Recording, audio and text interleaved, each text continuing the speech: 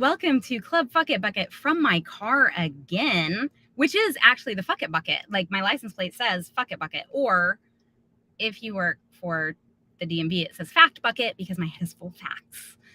If you don't know that story, check out one of my previous videos because I thought that was pretty clever getting away with it. Anyway, Club Fuck It Bucket, where people come and talk about moments in their life when they've wanted to do something and the universe has said to them, like, no, absolutely not. Everyone they know has said, don't do it. That's a stupid decision. And they're like, you know what? Fuck it. I'm going to follow my instincts. I'm going to do it. And they talk about the outcome. Sometimes it's great. Sometimes it's not. In many cases, it is amazing. And we are going to hear today from one of my all-time favorite fucketeers and one of my first LinkedIn friends, especially in the automotive industry, Erica Bruno. Come on out and join us. I'm so excited to have you here.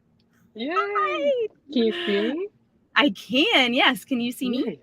Okay. I You have to can. let me know if I freeze because I'm in my car. So I'm so excited to have you here because I feel like I have watched in real time a whole bunch of fuck it moments for you where you were just like, the universe put something in my path and I'm going to go for it. So I've kind of followed you in your career, but I've always wondered, what did you want to be when you grew up? So it's funny that you say that because my two dreams growing up were either to be a female car dealer or to be on Broadway. And Or play a female car dealer on Broadway. Oh my God, that would be amazing. That would We literally should write bring that. both. Please? I feel like Let's do it. I jokingly say I could write a sitcom on car dealerships all day, every day. So I feel like it would also be hysterical. Can somebody like at Lin-Manuel Miranda and be like, hey, can we do this? Somebody in the comments, let us know that you're here. Give us a shout out. We'd love to see you. We want you to participate in the conversation, but also somebody needs to be voluntold to get Lin-Manuel Miranda to write this musical so that Erica and I can go on Broadway. Because I just joined this. I'm in your cast now. I will be your supporting role. I love it. Lady. I'm so excited now. Val's here. Chris, our amazing producer, is here. He's so fantastic. Tara's here. It's so good. Okay, so you wanted to be a female car dealer, like own your own dealership? Yeah. Is that still a dream? It is. I mean, for me, it's always going to be a dream. I don't think it ever will stop being a dream. However, one thing I'm really proud of is that I've really built my career because, as you know, April, my family has been in the business. And so, you know, everybody always assumes that if your family's in the business, you're automatically going into the business and going through things. Right. For me, I really wanted to make my own career and I really wanted to make my own path and know that I could do it on my own, regardless of my family. And that's something that I've done and I'm very proud of. So that's amazing. But your family supported that as you did that? Or did they tell you like, you're crazy, like take advantage of everything that we have to offer here? Actually, my mom did not. So my mom was the 7th Toyota female dealer principal in the nation, and she did not want me to go into the automotive industry at all. She was like, Erica's not good for women. You know, you shouldn't be in it. Like, it's just really, really tough, and I don't know if you have what it takes to do it. And I was like, okay. So she wasn't like kind of trying to protect you because it's really, really hard to carve out your place. It was more of a like, I'm not sure if you're cut out to carve out your place. A mixture of the two. I think it was it was her way of trying to protect me in what she felt was a very hostile environment for women in general. So I understand where she was coming from, but at the same time, you know, that's tough as a kid to hear like your parent basically say, hey, I don't think you can do this. And it's like, well, you know what? I'm going to show you how wrong you are. You know? I was about to say, did she ever even meet you when she was raising you? Because I feel like you were one of the most like, in the very best way possible, stubborn people I have ever met. Like you put a goal in your head and you just relentlessly chase it down and then wrestle it to the ground and make it your bitch. Like, you know, and it takes a lot of, I don't want to say cockiness, but like self-confidence. Like, hey, I know who I am. I know what I can do. You know, all I need is just to prove it to you, you know, like give me the chance. And, you know, I was always like an underdog. I was a middle child between my older sister and my younger twin sisters. And then, you know, I was bullied in school. I was very overweight growing up. Like, I've always been an outcast. So for me, you know, taking the pain that I've experienced in my past and taking the inner strength that I have and combining the two and saying, hey, you know, I'm going to let one thing fuel the other has helped me a lot. And I think that's something that a lot of people struggle with. You know, they think they have to keep them separate. They think, oh, you know, one will not bring, you know, the other much success, or, you know, it's not from a place of hate, it's from a place of love for yourself. And you have to just, you know, say, hey, I know what I'm capable of doing. I know that I can accomplish this. And a lot of that I get from my grandfather because he's my best friend, and he also was an underdog too. So I he was love like, you got that. it. I Yeah. love that. And I know you do talk about the fact that you were bullied as a kid and that like you had some weight issues that you had to overcome, and that takes such a strong mental like determination to do. Did you have a fuck it bucket moment with that as well, where like you kind of Oh just yeah. woke up one day and you were like, you know what, I'm doing this? Or was it a gradual like increment, like I'll just do this one little thing and do this one little thing? Like which are you in? Are you like a go to extreme, or are you a chip it away? I would say I'm a mixture of the two. I think I excel when I, you know, go to the extreme because like once I'm like you said, once I'm focused, I'm focused. But to con to be consistently good, I have to have those little things that I go after. And that's something that I really learned that I know I've shared on LinkedIn. Like I had gastric bypass surgery when I was 20, and I lost over 100 pounds. And the reason that I did it is because not only did I have a lot of my family being like, please, like, you need to lose weight, blah, blah, blah. I'm like worried for you. I was working full time, going to school full time, and I was walking up the stairs at 2 a.m. coming back from a shift, and I couldn't breathe.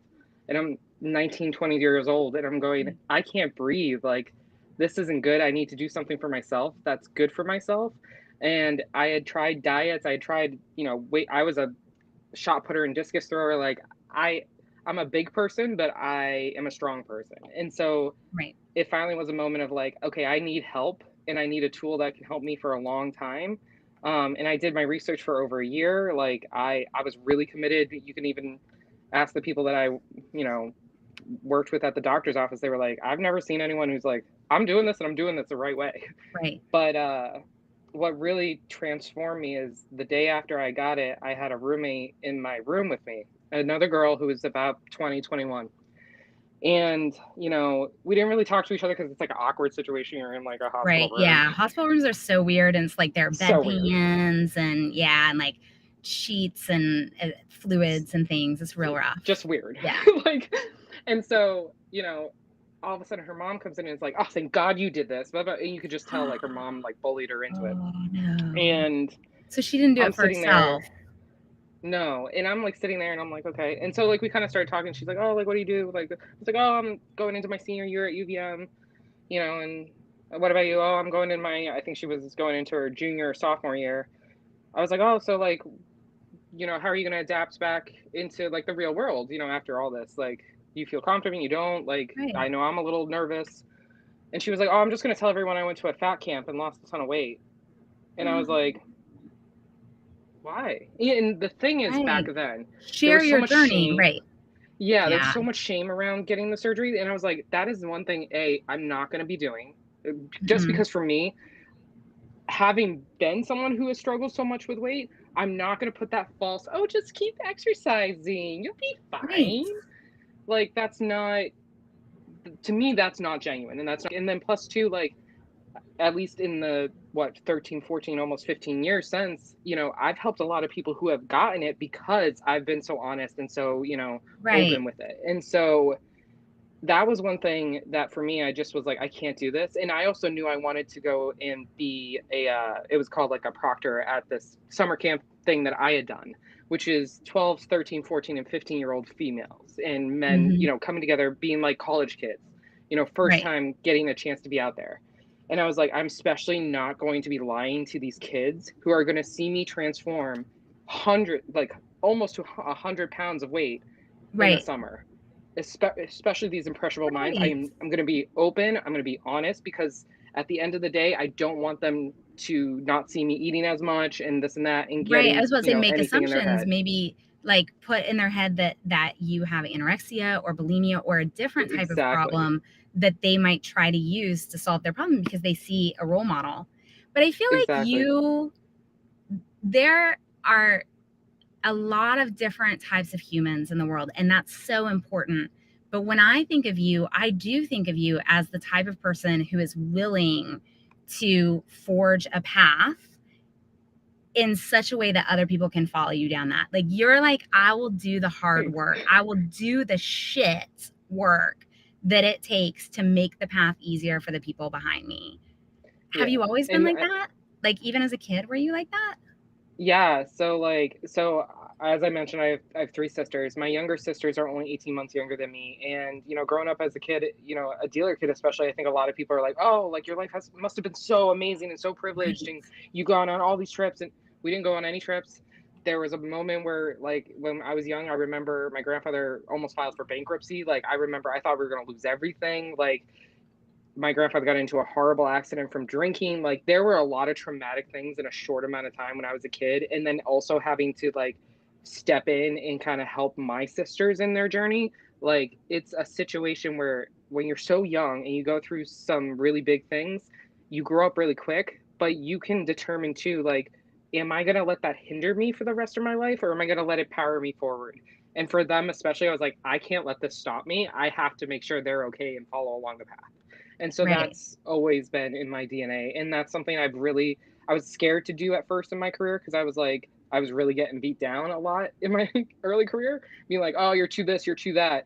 Right. Now I'm As like, you does know what? happen in the Yeah, automotive industry, right? Like, especially with women, there is a much higher bar that you have to be able to clear absolutely. before And you get especially respect.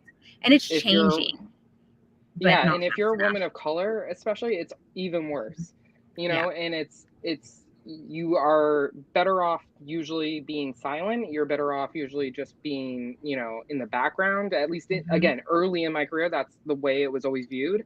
And that's Right. something that for me, the more I tried to fit into that box of what I should be, not only the worse I became personally, the worse I was professionally, because I couldn't succeed. Right. I couldn't be Right. myself. Well, all you were doing is just grin fucking everybody. Like, oh, okay, yeah, great, Yep. right? Yep. So you recently moved into a new role. I Tell did. us about it. Like, I want to hear all about it, and I want to hear Yeah. what made you make the change. It's so funny. So I just began a role as a senior account executive at Experian Automotive, which is a part of Experian, the credit bureau, which honestly, it has literally today marks week 1 and like ending, and it has been phenomenal. The company is amazing. The people are amazing.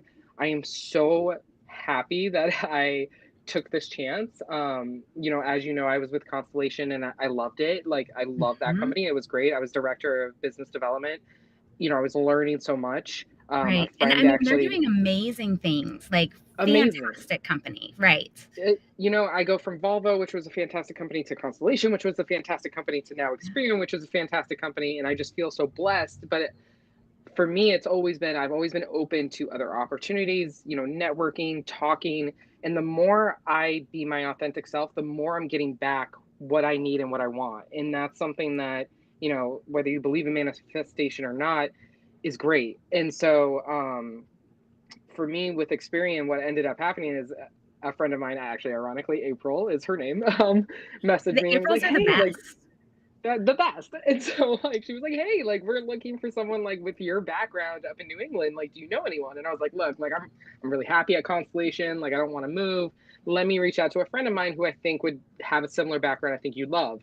Reached out to this friend. This friend literally just accepted a job. I was like, "Hey, unfortunately, they're busy. They're not interested at this time." And she goes, Right. "Well, would you at least talk?" And I was like, "I'm always open to talking, like." Right. And, Yeah.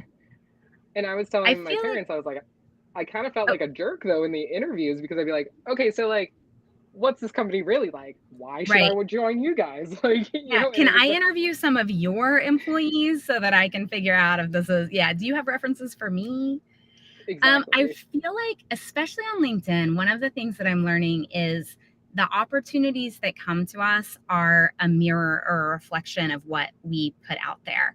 More and 100%. more, I truly, truly believe that. And it's amazing what I see from people like you who show up, no filter, right? And just a huge heart, making deposits in other people's success all the time. And then I love the fact that what comes back to you is a reflection of like your kind heart and your willingness to advocate for other people and other brands. It's just, I think that's amazing. Thanks. I'm Yeah. fangirling over you. I'm just like, can I have your autograph? Will you sign my forehead? Will you sign my I baby? fangirl over you. Like, hey. This is amazing. I do want to go back to, I think Tara said earlier that we should take the Broadway to the dealership. And I can't get it out of my head. Like, yeah, bring Broadway to the dealership. Like a dealership that's just filled with people wearing like amazing like tutu things, whatever. I love it. And like showing cars and being like, and it has AC. Like, wouldn't that be amazing? That would be phenomenal. Four-wheel drive. I think we need to do this. I'm like so in. Like, yeah, this we is could incredible. sell a gajillion cars or at least one. Yeah, That's all you need, right? You know what? Especially in today's market, one is all you need. So. Yeah, no, that's true. We'll just sell it like well over MSRP. It's totally fine. Of course. Nobody cares. Yeah, and we'll also give you like a minuscule value on your trade-in just to make sure that we make the most profit. Okay, we are over time. I could literally, one is all you can afford. I can't even afford one. What are you talking about? Actually, I'm just kidding because I bought my amazing Subaru Crosstrek from a company here in Virginia, Colonial Subaru, and it was far and away from someone who has worked with dealerships and spent time in the car industry. It was the best buying experience I've ever had. So I'll have to do a video about it and of course it was a female-owned dealership because we know how to do it right. Okay, so we're over time. I could literally do this all day. Yes, Chris, we need singing commercials. Actually, I have an idea about singing on LinkedIn. So Chris, hold that thought. I mean, count me in. Yes, it's amazing. Okay, so tell everybody like where they can find you, how they should connect with you, and then we have to sign off for the day because our time's up, which is so sad. Yeah, so you guys can find me on LinkedIn. Please reach out if I can help you at all. Like, that's what I love to do. So amazing. And thank you, April. Amazing.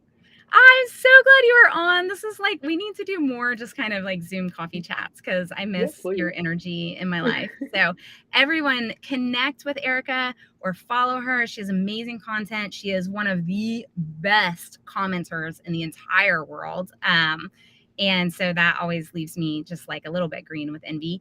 If you would like to be on Club Fuck It Bucket, slide into my DMs, please, and let me know. We will make it happen. Sheila says she is here for Broadway dealerships and singing commercials. I think people would do this. I'm so excited. Yeah, we could we don't even need to actually have dealerships. I think we just need to have great commercials and like a Carvana type of, we'll ship it to you wherever you are, concierge service. I like that. Yeah, we've built our entire business plan. Nobody steal this. Nobody steal this. This is ours. TM. Copyright. I was going to say copyright. Yeah. We're doing all of it. We've patented this just now. It's a thing. All right, everybody, join us next week, Wednesday and Friday at 1:15 Eastern time for the next rounds of Club Fuck It Bucket. Erica, thank you for filling my heart with so much joy and being with us. I just love you to death. And a special thanks to Chris, my amazing producer, for always making this happen. And to all of you who tune in and hang out in the comments and send us amazing messages afterwards that make us feel like fucking rock stars. Erica, you just wait. People will be popping into your DMs and being like, oh, you are so great. And it's just going to make you feel so good. So anyway, that's it, y'all. Have a fantastic weekend. We will see you next week.